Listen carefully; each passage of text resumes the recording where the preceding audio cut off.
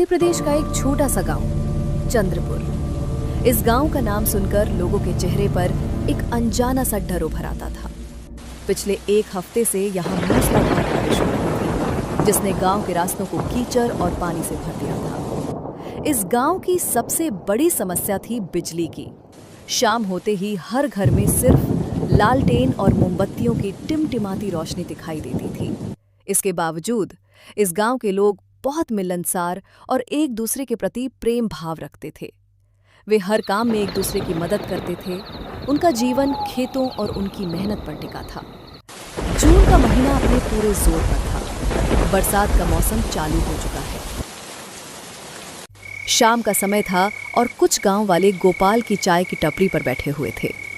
चाय की गर्माहट और दोस्तों की गपशप ने बारिश के ठंडे माहौल को खुशनुमा बना दिया था। सच कहूं यार, ये बारिश का मौसम ही कुछ और है। ऊपर से गोपाल की गर्मा गर्म चाय मिल जाए तो मज़ा दुगना हो जाता है। और जब दोस्त पास बैठे हों, बातें करते करते हंसी ठिठोली हो रही हो, तो लगता है जिंदगी का असली स्वाद यही है। बिल्कुल सही कहा सुधीर भाई। सच बोलूं तो दिल करता है कि आज की ये बरसाती रात यहीं गुजार दूं।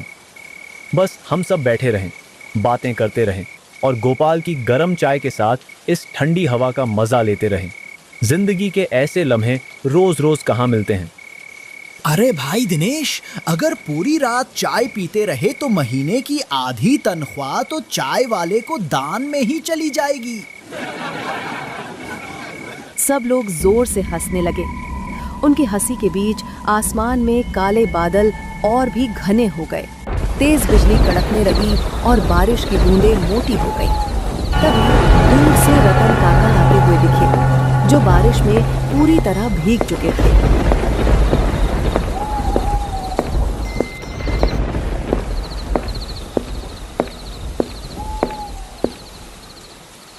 अरे ओ रतन काका, इतनी तेज बारिश में कहाँ से आ रहे हो? यहाँ आकर हमारे साथ बैठो, चाय पियो, नहीं तो इस बारिश में बीमार पड़ जाओगे। अरे बेटा, सब ठीक है। मैं तो शहर गया था एक ज़रूरी काम से, पर काम तो हुआ ही नहीं। और ऊपर से ये बारिश ने हाल और ख़राब कर दिए। रास्ते भर पानी ही पानी था, चलना भी मुश्किल हो गया था। हाँ रतन काका, इस बारिश से तो हम भी परेशान हैं। लेकिन इस बारिश में आपकी कहानियां सुनने में जो आनंद है वो और कहीं नहीं।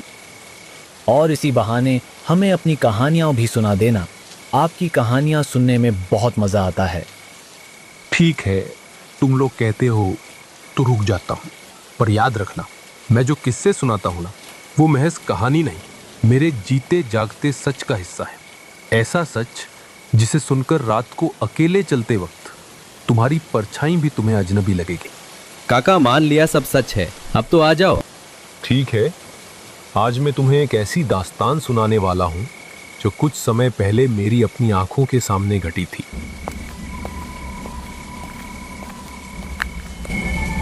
गोपाल, मेरे लिए जरा कड़क चाय ले आ, आज रात नींद नहीं आएगी। ये किस्सा उस दौर का है जब मैं करीब 30 बरस का जवान था। रात का समय था, घुप अंधेरी और डरावनी रात। आसमान फट रहा था, मूसलाधार बारिश हो रही थी और बिजली लगातार गरज रही थी।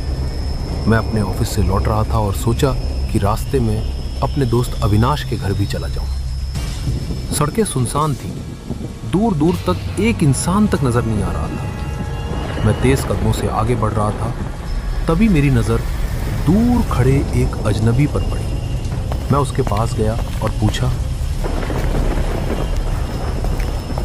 भाई, इतनी बारिश में यहाँ क्यों खड़े हो? कहीं रास्ता भटक तो नहीं गए? नहीं भाई, रास्ता तो नहीं भटका, पर घर जाने की हिम्मत नहीं हो रही। आगे की सड़क पर पानी इतना भर गया है कि रास्ता बंद हो गया है और इस घने जंगल के रास्ते से अकेले जाने का सोचकर ही डर लग रहा है। वैसे तुम कहाँ जा रहे हो? मैं अपने दोस्त अविनाश के घर जा रहा हूँ। अरे अविनाश? हाँ, मैं उसके घर को जानता हूँ।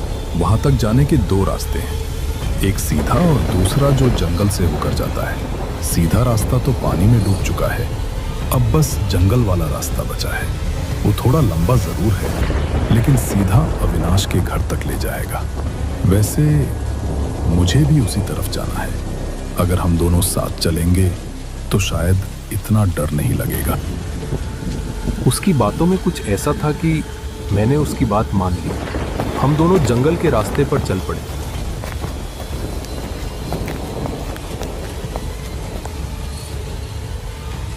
चारों तरफ घना जंगल था और जानवरों के गुर्राने की आवाजें गूंज रही। मुझे डर तो लग रहा था। तेज बारिश, जंगली जानवरों की आवाजें और एक अनजान व्यक्ति, सब कुछ बहुत ही अजीब लग रहा था, पर मैं कुछ कर नहीं सकता था। मैं बस ये सोचकर उसके पीछे चल रहा था कि शायद वो मुझे सही सलामत मेरी मंजिल तक पहुंचा देगा। बारिश अब और भी भयानक हो गई थी। हवा के साथ साथ बारिश की बूंदें भी तेज हो गई। वो व्यक्ति अचानक रुक गया और मुझसे बोला, बारिश तो अब और तेज हो गई है। एक काम करते हैं, पास वाली पुरानी कुटिया में कुछ देर रुक जाते हैं। सुना है वहां अब कोई नहीं रहता। जब ये तूफानी बारिश थम जाएगी तब हम आगे निकलेंगे। मैंने फिर से उस व्यक्ति को हाँ में हाँ मिला दी और उसके साथ पास वाली कुटिया पर ही चला गया। फिर मैंने उस व्यक्ति से पूछा, तुम कहाँ से आ रहे हो? अरे ओ, मैं अभी अभी दफ्तर से लौट कर आ रहा हूँ। उसकी बात सुनते ही मेरे मन में हल्का सा शक जागा। सारे दफ्तर तो शाम के 6 बजे तक बंद हो जाते हैं और अब तो रात के 9 बज चुके थे। इस वक्त भला कोई दफ्तर खुला कैसे हो सकता है?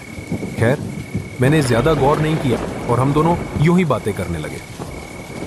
बारिश रुकने का नाम ही नहीं ले रही थी। आसमान लगातार गरज रहा था। अचानक एक बेहद तेज बिजली कड़की, जिसकी चमक ने अंधेरी सड़क को पल भर के लिए रोशन कर दिया। उसी वक्त बारिश थोड़ी थमी और सन्नाटा गहराने लगा। तभी दूर से किसी बच्चे के रोने की अजीब, सिहरन पैदा कर देने वाली आवाज सुनाई दी।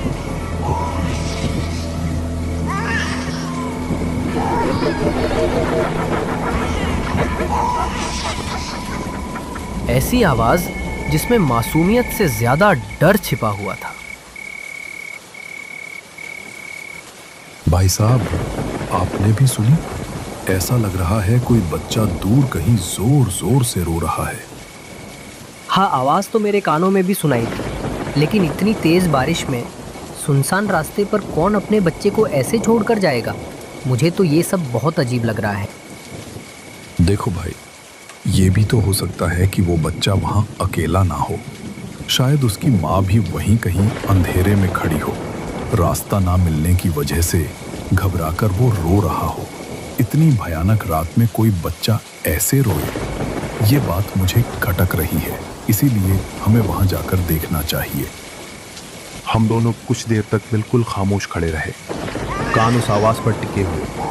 कभी दूर से किसी बच्चे के सिसकने की आवाज आती, तो कभी किसी औरत की धीमी सिहरन पैदा कर देने वाली हंसी और अजीब सा गीत सुनाई देता।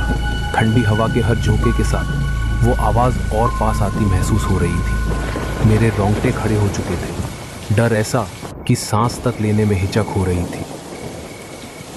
हमें एक बार चलकर देखना चाहिए, शायद वे मुसीबत में है। अगर कोई सच में मुसीबत में होता तो क्या वो ऐसे हंसता और गाता? देखो, मुझे कुछ भी ठीक नहीं लग रहा। यहाँ रहना सही नहीं है। हमें अब यहाँ से जाना चाहिए। चलिए ना, एक बार चलने में क्या जाता है? क्या पता वे सच में मुसीबत में हों। हम दोनों धीरे धीरे उस रहस्यमयी आवाज की ओर बढ़ने लगे। वो हमें घने अंधेरे जंगल की तरफ खींचती चली। बारिश की छोटी छोटी बूंदें सुई की तरह हमारी त्वचा में चुभ रही थी और ठंडी गीली हवा हर कदम के साथ डर बढ़ा रही थी। देखो, आवाज इधर से आ रही है। जल्दी चलो।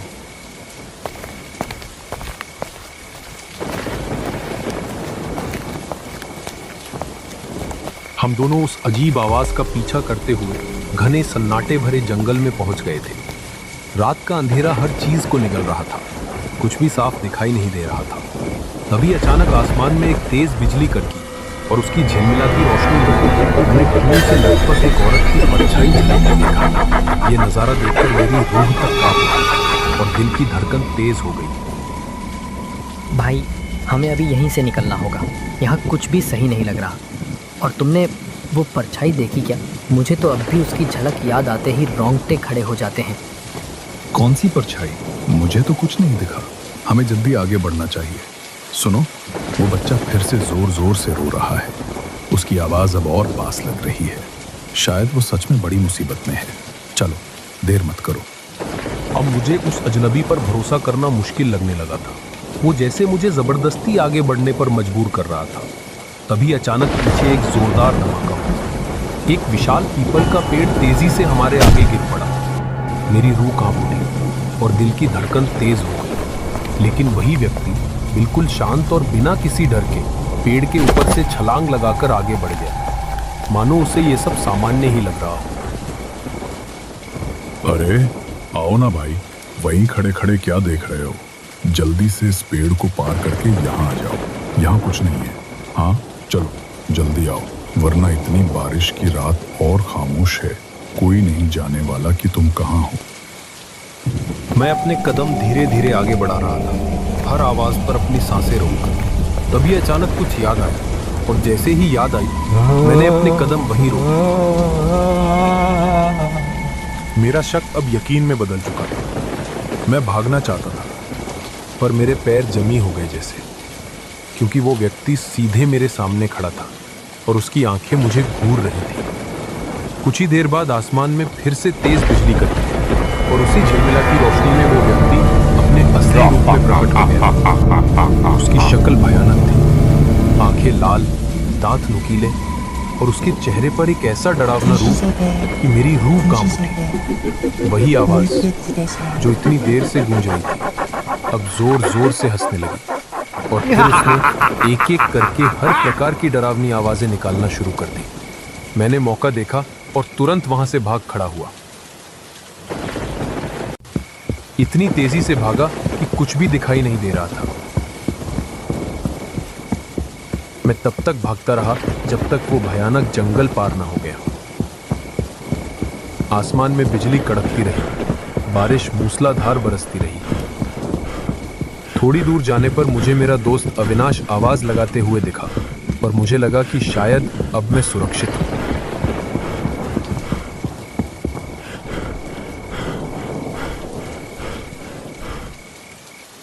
अरे रतन, मेरे घर का रास्ता भूल गए थे क्या? कहाँ गए थे? इतनी देर हो गई। मैंने सोचा कहीं रास्ते में फंस गए होंगे, इसीलिए तुम्हें ढूंढने आ गया। पहले घर चलो प्लीज़, अभी यहाँ रुकना ठीक नहीं है। बाद में सब बता दूंगा। अभी बस यहाँ से निकलते हैं जल्दी। बारिश अब लगभग थम चुकी थी। आसमान में काली घटाओं के बीच हल्की सी सफेदी झलक रही थी, जैसे तूफान के बाद की खामोशी उतर आई हो। गीली मिट्टी की खुशबू और पेड़ों से टपकती बूंदों की आवाज के बीच हम दोनों तेजी से कदम बढ़ाते हुए अविनाश के घर की ओर चल पड़े। घर पहुंचते ही मैंने बिना कुछ छुपाए उसे अपने साथ घटी हर एक घटना विस्तार से सुनाई। मेरी बात खत्म होते ही अविनाश का चेहरा सफेद पड़ गया और वो कुछ देर तक चुपचाप घबराहट भरी आंखों से मुझे देखता रहा। क्या तुम उस जंगल के रास्ते से आए थे? वहाँ अक्सर ऐसे हादसे होते रहते। अच्छा हुआ तुम वहाँ से भाग निकले, क्योंकि जिस कुटिया में वह तुम्हें ले गया था उसमें पहले एक आदमी अपने 2 बच्चों के साथ रहता था। उस पर 5 लाख का कर्ज था जो उसके पिता के मरने के बाद उस पर आ गया था। कुछ लोगों ने कर्जदारों को उस आदमी का पता बता दिया। उन कर्जदारों ने एक अंधेरी रात को उस कुटिया में आग लगा दी, जिसमें उसके दोनों बच्चे जिंदा जलकर मर गए। जब वो आदमी अपने घर आया, अपने 2 बच्चों को मरा हुआ देखा तो उसने उसी कुटिया में आत्महत्या कर ली। उसके बाद से एक सब घटनाएं वहाँ घटती रहती है।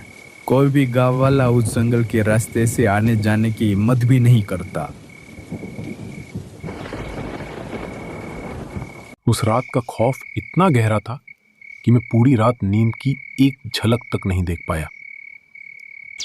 जैसे ही सूरज की पहली किरण खिड़की से झांकी, मैंने बिना देर किए अपना सामान समेटा और घर लौट आया। तब से मैंने कसम खा ली, उस जंगल का रास्ता दोबारा कभी नहीं चुनूंगा। अब जब भी उससे मिलना होता है मैं उसे अपने घर बुला लेता हूँ। शायद इसलिए कि उस रात की परछाई अब भी मेरे जहन में जिंदा है। लेकिन रतन काका, आपको उस पीपल के पेड़ के गिरने पर कौन सी बात याद आ गई कि आप आगे नहीं बढ़े? बुजुर्गों की माने तो अगर रात के सन्नाटे में तुम्हारे रास्ते में कोई पीपल का पेड़ गिरा मिले तो उसे लांघकर आगे बढ़ना सबसे बड़ी भूल होती है। कहते हैं यह अशुभ संकेत होता है। ऐसे वक्त पर इंसान को अपना रास्ता बदल लेना चाहिए, क्योंकि उस पेड़ के पार अक्सर कुछ ऐसा छुपा होता है जिससे लौटना हर किसी के बस की बात नहीं। रतन काका ने अपनी बात पूरी करते हुए गहरी सांस ली, जैसे उस याद को दोबारा जीने से थक गए हों। चाय की टपरी पर एक अजीब सा सन्नाटा फैल गया। सबके चेहरों पर खामोशी और आंखों में डर साफ झलक रहा था। उस पल सबको एहसास हो गया कि काका की कहानियां महज किस्से नहीं, बल्कि कड़वी सच्चाई थी।